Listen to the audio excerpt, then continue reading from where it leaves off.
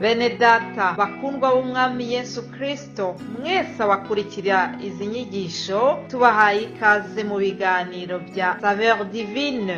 Ibi biganiro mu bitegurirwa n'abavugabutumwa bwiza batandukanye, akaba ari umuhamagaro ugendera ku ijambo ry'Imana byanditse mu gitabo cy'ubutumwa bwiza uko bwanditswe na Matayo ibice 24 umurongo wa 14. Kandi ubutumwa bwiza bw'ubwami buzigishwa mu isi yose ngo bube ubuhamya bwo guhamiriza amahanga yose, nibwo imperuka izahera ko ize. Ibi biganiro mubikurikira ku channel ya YouTube yitwa Saveur Divine. Tubifurije kugubwa neza. Imana Data ari nayo So ibaha umugisha.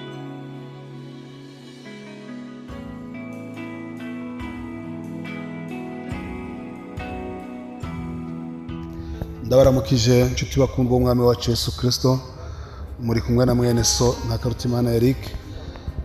Turabandanya makete Yohana yanditse ari mu kizinga ca Patimo, yandikira amashengero ndwi yo muri Aziya ntoyi. Tureka tuganire kuri iki cete candikiwe ishengero ry'i Philadelphia. Dusanga ngaha mu vyahishuriwe Yohana igice ca 3 duhera ku murongo w'indwi. Havuga ngo wandikire umumarayika w'ishengero ry'i Philadelphia utuwera ukuri, ufise urufunguruzo rwa Dawidi, uwugurura ntihagire uwugara, kandi uwugara ntihagire uwugurura. Aravuga ibi ngo ndazi ibikorwa vyawe, nashize imbere yawe urugi rwuguruye, ntawe ushobora kugugara. Ngo yuko ufise ubushobozi buke, witondeye ijambo ryanje, ntiwihakanye izina ryanje. Nguhaye bamwe bo mu isinagoga ya Satani biyita abayuda atari bo ariko babesha. Nzobagobera kuza bikubita imbere y'ibirenge vyawe, bamenye yuko nagukunze, ko witondeye ijambo ryo kwihangana kwanje. Nanje nzokurinda igihe cyo kugerageza kigira kize mu bihugu vyose, kugerageza ababa mu isi. Ngira nze vuba, wumere kuco ufise, ntihagire gutwara igitsibo cawe. Unesha nzomugira inkingi yo mu rusengero rw'Imana, kandi ntazosohoka ukundi. Nanje nzomwandika ku izina ry'Imana yanje n'iry'umugwa w'Imana yanje, niwo Yerusalemu musha wururuka uvuye mw'ijuru ku Mana yanje, kandi nzomwandika ku izina ryanje risha. Imana yacu nishimwe cyane. Umutwe w'ijambo tugatuganire ko uvuga ngo tube maso, Satani ntadutwara ico twakiriye. Imana yacu nishimwe cyane.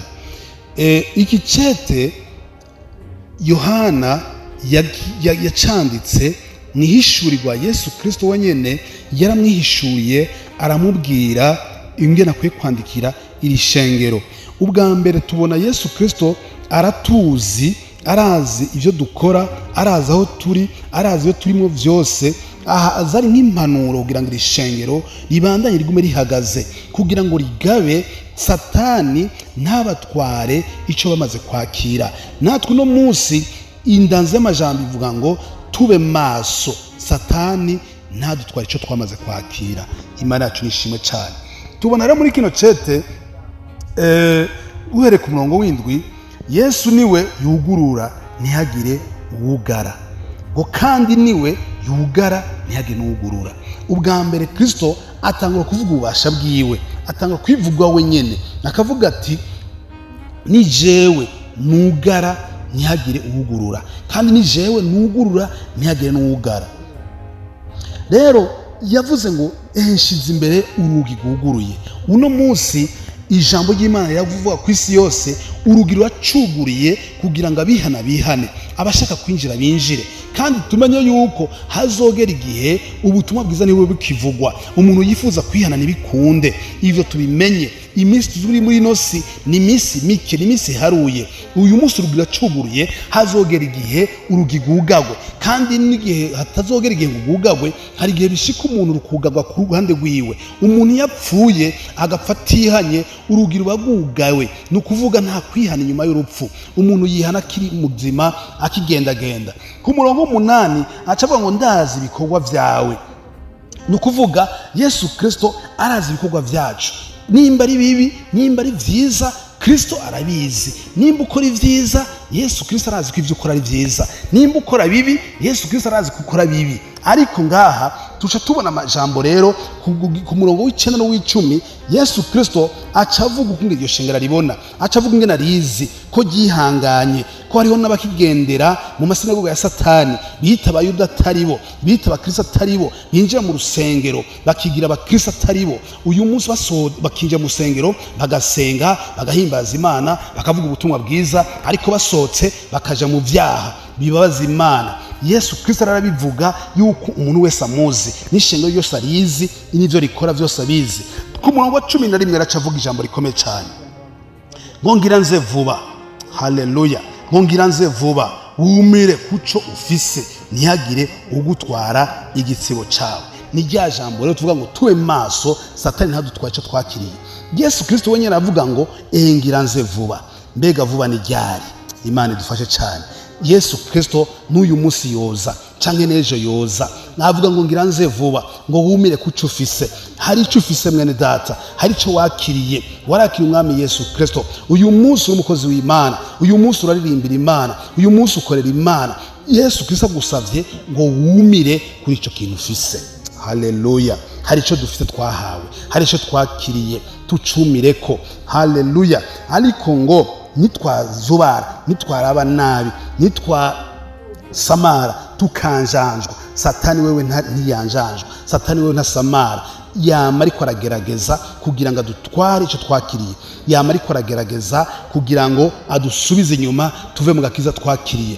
Imana idufashe cyane. Mwene data ndaguhamagarira ngo ube maso, ico wakiriye nturekure. Haleluya! Hari byinshi muri ino si vyotuma dusubira inyuma, hari byinshi vyotuma tuva mu gakiza, ariko ivyo byinshi biriko biraza ni ivy'isi, ni ivy'akanya gato, amaronko n'ibindi biratwaye abantu benshi. Uyu munsi abakozi baraba bariko barakora, hari ico bakiriye bariko barakirekura, bariko baratora ibindi vya Satani, bariko baratora ibindi bizoshira, bariko baratora ibindi bitazogira ico bibamarira. Imana nidufashe cyane. Uyu munsi hari abantu bari barakijijwe, uyu munsi yari umuririmbyi, hejuru yari umukozi w'Imana, ariko uyu munsi naho usanga basubiye inyuma, ugasanga bariko baja mu maronko, bariko baja mu by'isi, bariko biruka cyo kumwe n'abandi bose. Oya mwene data, nagenda kubwire ngo ico wakiri ukigumye, gumye ico wakiriye mwene data, ntihagire ugutwara igitsibo cawe, kuko ugutwara arahari. Umugwanizi turamufise, Satani akoresha n'umurango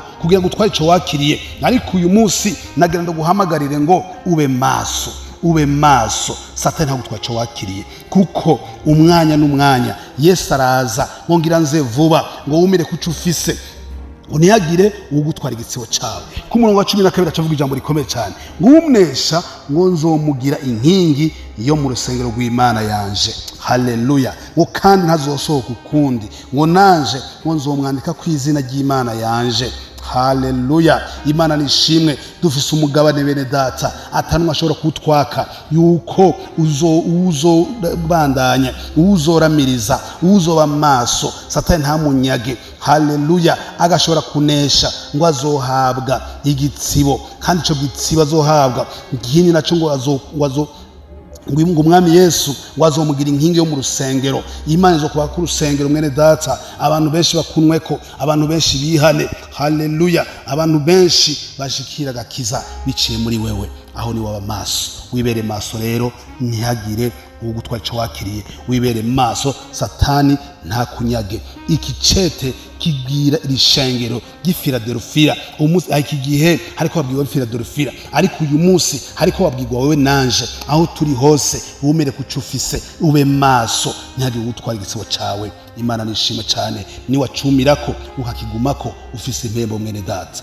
Umwami Yesu aguhezagire mwene data, uri kumvira ijambo aho uri hose, wumire kuco ufise, wumire kuco wakiriye. Nimba utarakira umwami Yesu, umwakire, umugumbire. Haleluya! uyo ni wafise urupfunguruzo, kandi ngo yugurwe nta wugara, kandi yugaye nta wugurura, kandi ngurugirwa cuguru imbere yacu. Kristo aracahamagara no munsi. Nimba utaramwakira, utera intambwe aho uri hose, urondera umukozi w'Imana akwakiriza umwami Yesu, umwakira umugumbire, akubera umwami n'umukiza mu buzima bwawe.